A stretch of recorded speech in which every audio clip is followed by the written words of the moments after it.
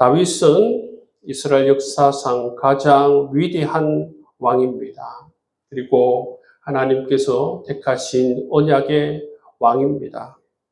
다윗 왕조가 여러분도 아시겠지만 400년 이상 유지된 그런 하나님께서 택하신 그러한 왕조입니다. 근데 여러분, 이 사무엘 상하 말씀을 보면 특이한 게 있는데, 그것은 뭐냐면 이 다윗 이 가문의 여러 가지 오점과 여러 가지 흠결들을 그대로 묘사하는 특징들을 가지고 있습니다. 이 다윗의 가정에 있는 여러 가지 문제를 그대로 적나라하게 드러낼 뿐만 아니라 다윗 이 가정 가운데 임한 이 비극과 이 고난의 문제들을 이 말씀을 통해서 하나님께서 어떻게 다루시는가, 이 고난 가운데 처해져 있는 이 다윗을 또 하나님께서 어떻게 다루는가, 이 말씀들을 오늘 우리에게 해주고 있는 모습을 볼 수가 있습니다. 사무엘하 16장 말씀을 보시면 그야말로 여러분 다윗 인생 가운데에 비극 가운데 비극에 처해져 있는 모습을 볼 수가 있어요. 아들 압살롬에 의해서 쫓겨나는 아버지 다윗의 모습을 그리고 있습니다. 그리고 도망 중에도 사람들로부터 저주를 받는 그런 다윗의 모습을 우리가 만날 수 있다는 것입니다. 오늘 이 본문 말씀 가운데 보면 이 도망 가운데에서 다윗은 세 부류의 사람을 만납니다. 여러분, 우리도 어떻게 보면 성공해서 이처럼 실패로 전락했을 때에 이와 같은 사람을 만날 수가 있습니다. 첫 번째는 시바입니다. 두 번째는 시므이입니다. 세 번째는 후세입니다. 하나님께서 이 세 인물을 통하여서 오늘 다윗의 이 마음을 다루시는 모습을 볼 수가 있어요. 이 세 사람을 통해서 하나님께서는 다윗이 더욱더 겸손해지고 또 순종하고 하나님의 뜻을 헤아릴 줄 아는 그 인물로 하나님께서 훈련시키시고 또 빚어가는 모습을 볼 수가 있습니다. 1절에서 4절 말씀을 보면 첫 번째 누가 나오냐면 시바가 나옵니다. 시바. 이 시바가 다윗을 찾아와서 다윗을 칭찬하고 그리고 속이는 모습을 볼 수가 있습니다. 여러분, 이 시바는 어떤 사람이냐면 이 사울 왕가에서 제사를 담당하는 그런 사람이었어요. 지금 현재는 머비보셋을 섬기고 있죠. 이 시바가 다윗이 도망하는 그 현장에 와서 떡과 건포도와 포도와 무화과를 공개하면서 다윗에게 정말 잘 보이려 하는 모습을 볼 수가 있습니다. 언뜻 보면 여러분 그 이면을 보지 못하고 그 마음의 중심을 보지 못하면 언뜻 보면 정말 다윗에게 충직한 그런 신하라고 볼 수가 있습니다. 그런데 여러분, 이 시바는 무엇을 위해서 이 다윗을 찾아왔는가 하면 바로 이 머비보셋을 모함하고 그리고 이 사울 집안에 있는 이 재산을 자기 것으로 만들기 위해서 이처럼 다윗을 찾아온 것을 우리가 볼 수가 있습니다.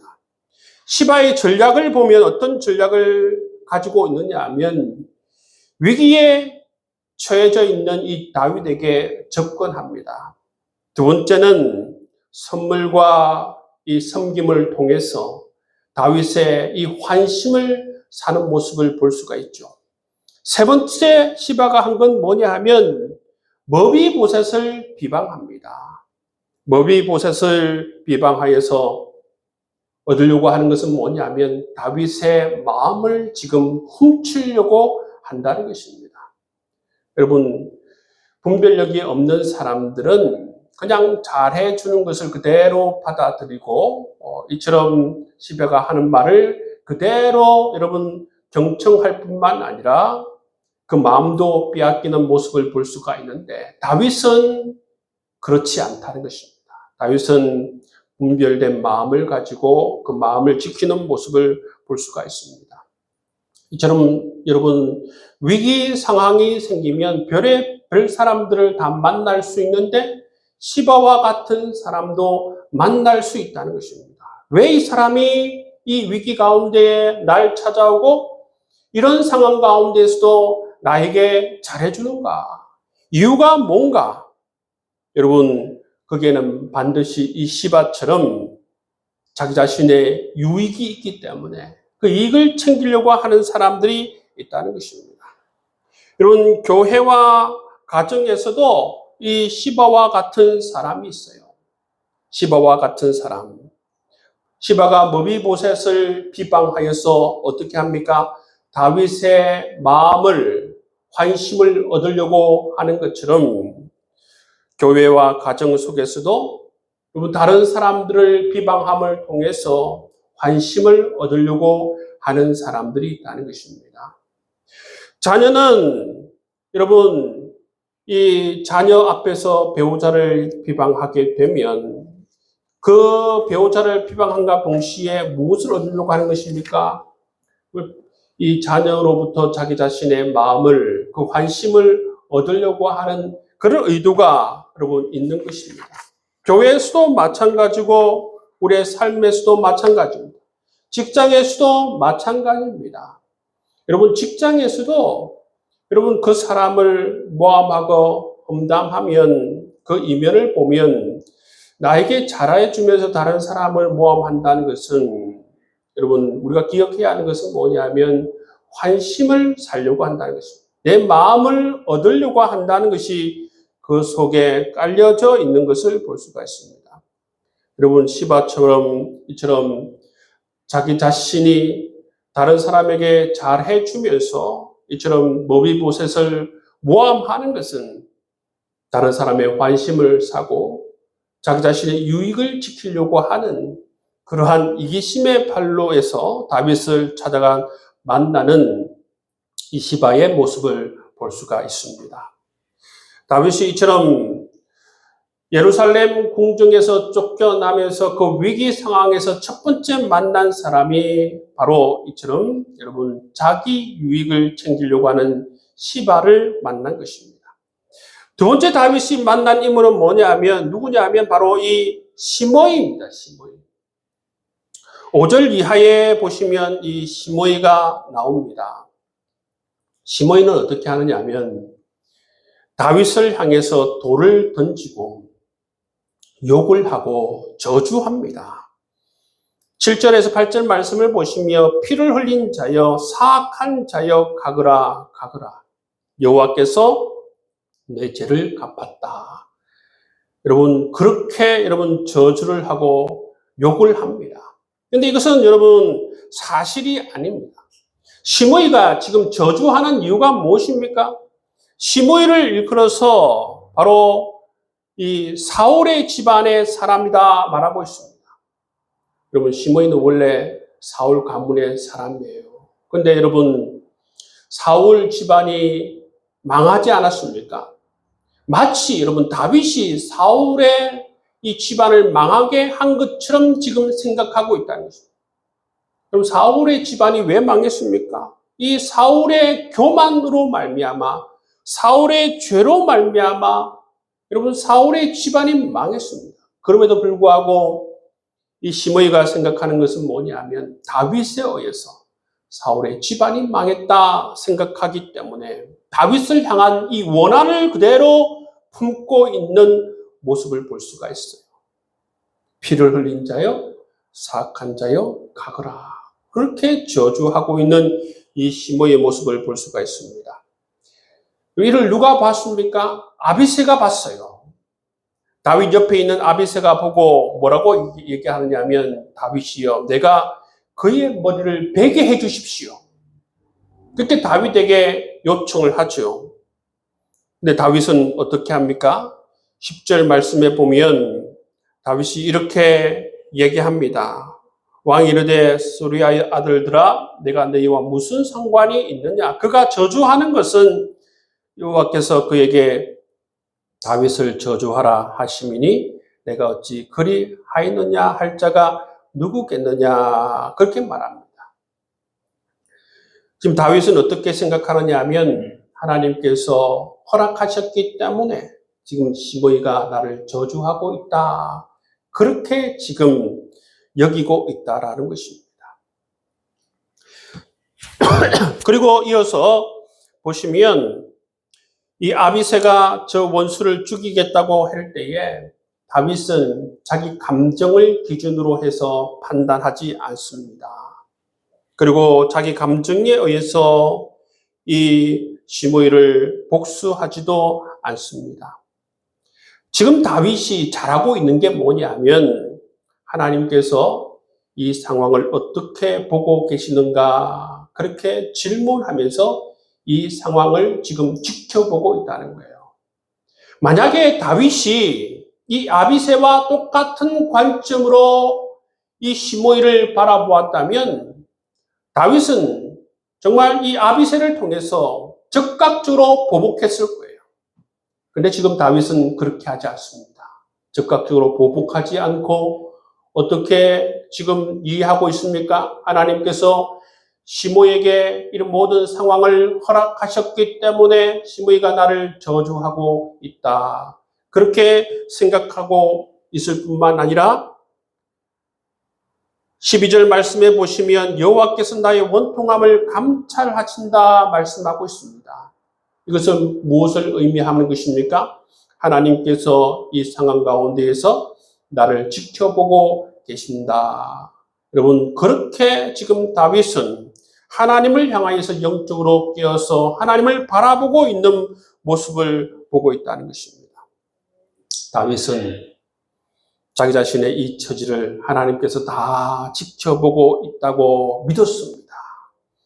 여러분, 이 믿음의 여러분 생각과 마음을 다윗은 이 위기 상황 가운데에서도 지켜보고 있다는 것을 우리가 알 수가 있습니다. 뿐만 아니라 하나님께서 지금 당하고 있는 이 모든 저주, 이 모든 악을 선으로 바꾸시는 그 일들을 시작하실 것이다.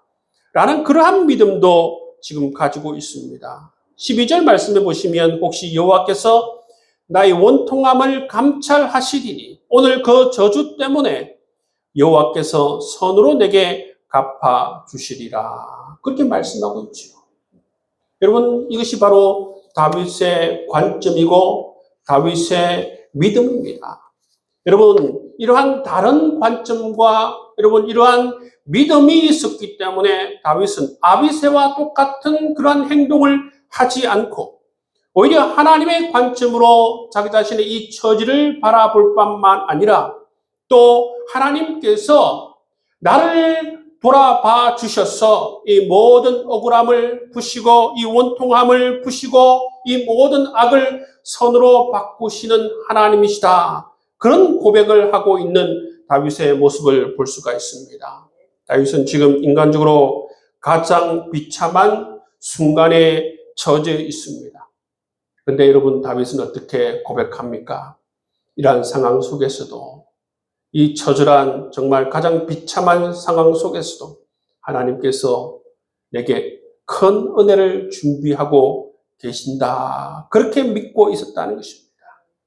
다윗은 하나님께서 내 억울함을 아시고 반드시 선으로 갚아주실 뿐만 아니라 하나님께서 큰 은혜로 지금 내 삶을 예비하시고 준비하고 계신다. 그렇게 믿고 고백하고 있는 다윗의 모습을 볼 수가 있습니다. 여러분, 이러한 믿음, 이러한 생각, 이렇게 영적으로 깨어서 하나님을 바라보는 것이 너무나도 중요한 것입니다. 이것은 아무나 할 수 있는 것이 아닙니다. 하나님의 은혜가 머문 사람만이 이러한 관점을 가지고 이러한 믿음을 가지고 이러한 고백을 할 수 있는 것을 볼 수가 있습니다. 그래서 결국 어떻게 됩니까? 다윗의 믿음대로 여러분 그렇게 모든 것이 그의 삶에 이루어지는 것을 볼 수가 있는 것입니다. 여러분, 이 다윗의 이 어려울 때의 이 신앙의 고백, 이 신앙의 고백이 끝내 다윗을 위대하게 만드는 것을 볼 수가 있습니다. 여러분, 우리가 삶이 어려울 때에, 힘들 때에, 낙심할 때에 여러분 무엇이 가장 중요한가? 그것은 바로 우리의 믿음의 고백이 가장 중요하다는 것입니다. 왜냐하면 믿음의 고백대로 하나님께서 이루어 주시기 때문인 것입니다. 여러분, 그 믿음의 고백을 가지고 살아갈 수 있는 여러분 될 수 있기를 주님의 이름으로 축복합니다. 여러분, 이 시므이는 정말 말로 돌로 다윗을 저주한 사람이에요. 여러분, 이러한 사람을 우리가 삶 가운데서도 만날 수가 있습니다. 이처럼 시므이 같은 말과 시므이 같은 이러한 행동을 하게 되면 가정이 무너질 수도 있습니다. 부모와 자녀의 관계가 깨어질 수 있고 교회에서도 마찬가지입니다. 이러한 것이 교회 공동체 가운데 있게 되면 교회 공동체가 무너질 수밖에 없다는 것입니다. 여러분, 다윗이 두 번째 만난 인물이 바로 이 다윗에게 돌을 던지며 저주한 시므이를 만났다는 사실을 기억하실 수 있기를 바랍니다. 세 번째, 여러분, 이 15절 이하의 말씀을 보시면 또 이 다윗이 누구를 만나는 것입니까? 후세를 만납니다. 후세. 여러분, 우리의 삶에 이처럼 시바와 시므이 같은 사람만 만나는 것이 아니라 이러한 삶의 어려움 순간 속에서도 후세와 같은 사람을 하나님께서 만나게 해주신다는 사실을 기억하실 수 있기를 바랍니다. 하나님의 은혜는 이처럼 저주의 순간에도 고난의 순간에도 임하는 것입니다. 이처럼 다윗은 어려움 순간에 시바의 속임을 만나고 시므이의 저주를 들었습니다. 그렇게 울면서 맨발로 감람산으로 올라갈 때에 하나님께서 다윗에게 누구를 보내시냐? 바로 이 후세를 보내시는 모습을 볼 수가 있습니다. 이 후세는 다윗의 충성스러운 친구가 되고 훗날 이 압살렘의 이 모략을 무너뜨리는 결정적인 역할을 하는 사람이 누구인가? 바로 이 후세입니다. 이 사무엘 15장 말씀을 보시면 다윗이 이렇게 기도합니다. 여호와여, 아히도벨의 모략을 어리석게 하옵소서. 이렇게 기도합니다. 여러분, 기도가 왜 중요하느냐 하면 하나님께서 이 기도를 들으시고 누구를 보내셨다고요? 후세를 보내셨습니다. 후세를 통해서 하나님께서 이 아히도벨의 모략을 어리석게 만드시는 모습을 볼 수가 있습니다. 여러분, 우리가 다윗을 보면 다윗은 완벽한 그러한 부모가 아닙니다. 완벽한 하나님의 종이 아닙니다. 그럼에도 불구하고 우리가 이 다윗을 통해서 만날 수 있는 장점이 뭔가 하면 다윗은 하나님께서 죄를 지적할 때에 그 죄를 인정합니다. 뿐만 아니라 이 어려운 순간에 모든 결과를 하나님께 맡기는 믿음의 사람이고 이 어려운 기간 동안 하나님께 정말 하나님을 의지하며 기도하는 사람임을 우리가 볼 수가 있는 것입니다. 그래서 여러분, 다윗이 위대한 하나님의 사람으로 쓰임받게 되는 것이지요. 기도의 사람으로서 정말 하나님께 이 아히도벨의 모략을 멸하여 주옵소서, 어리석게 하여 주옵소서. 그 기도를 들으시고 하나님께서 후세를 은혜의 통로로 삼으셔서 이 모든 것을 어리석게 만드시는 것을 볼 수가 있습니다. 여러분, 이처럼 기도가 중요하다는 것입니다. 여러분, 오늘 우리가 다윗이 위기 가운데에서 어떤 사람을 볼 수가 있습니까? 위기 상황 가운데서도 정말 다윗은 영적으로 깨어서 하나님을 바라보는 사람임을 우리가 볼 수 있고, 위기 가운데에서도 다윗은 영적으로 분별하는 하나님의 사람임을 볼 수가 있고, 위기 가운데에도 하나님께서 내 삶의 일하심을 잊지 않고 하나님께서 또 내 삶의 가운데에서 역사하셔서 악을 선으로 바꾸시는 하나님이심을 고백하고 또 계속해서 기도하는 사람, 믿음의 사람의 모습을 보여주고 있다는 것입니다. 여러분, 오늘 말씀을 통해서 정말 우리가 이 다윗의 이 귀한 믿음, 기도를 잘 배울 수 있는 여러분 될 수 있기를 주님의 이름으로 축복합니다. 여러분, 오늘 시바와 같은 사람 보았습니다. 다른 사람을 비방하여 자기 유익을 챙기려고 하는 사람을 보았습니다. 시므이처럼 상처를 주는 말을 하고 돌을 던지는 그러한 말을 하는 사람도 보았습니다. 그렇지만 다윗은 이러한 저주의 순간에도 겸손히 자기를 놔두고 겸손히 여러분 자기의 마음을 열어서 하나님의 음성을 들으려고 하는 이 다윗의 모습을 보았습니다. 여러분, 우리는 이 시바와 시므이와 반대되는 그러한 말들을 우리가 교회 안에서 가정 가운데에서 우리가 해야 될 줄 믿습니다. 만약에 우리가 던진 말에 돌이 있다면 주님, 제가 던진 말에 돌을 거두어 주옵소서. 저의 교만을 낮추어 주옵소서. 상처를 준 말들을 회개합니다.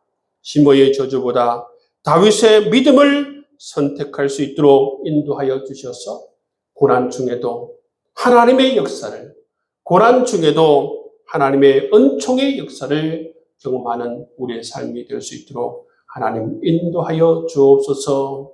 이렇게 기도하며 살아갈 수 있는 여러분 될 수 있기를 바랍니다.